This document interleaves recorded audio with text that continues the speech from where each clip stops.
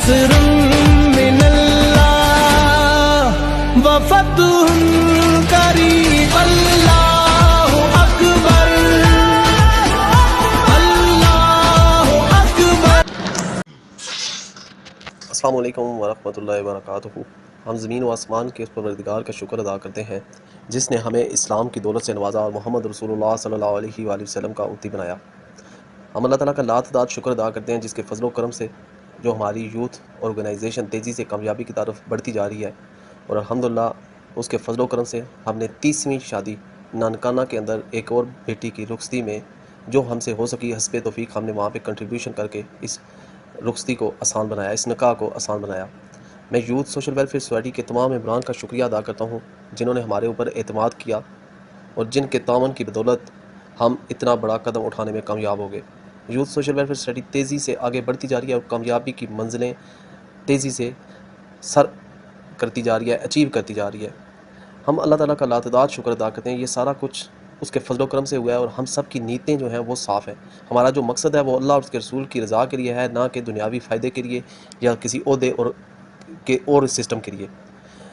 میری تمام بھائیوں سے ریکویسٹ ہے اپنی شادیوں کو سمپل بنائیں۔ یہ شادی ماشاءاللہ بہترین طریقے سے ہوئی، اس میں اسلامی حدود اللہ کا اسپیشلی خیال کیا گیا۔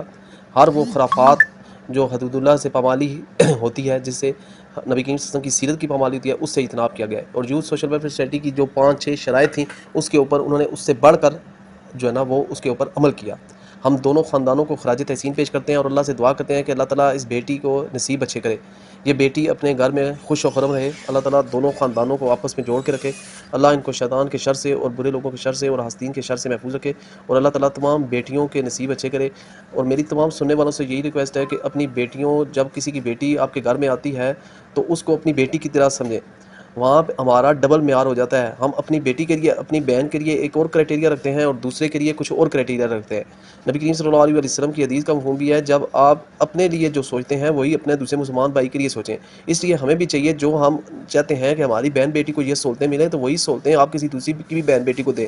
اور تیسرا ہے کہ یہ عرض کرنی تھی کہ ہمارے معاشرے کے اندر انفارچونیٹلی جب بیٹیاں آتی ہیں تو ان سے حق مہر کی رقم لے لی جاتی ہے، ان سے سارے پیسے لے لیے جاتے ہیں۔ خدا کا خوف کریں، اس طرح کے کام نہ کریں۔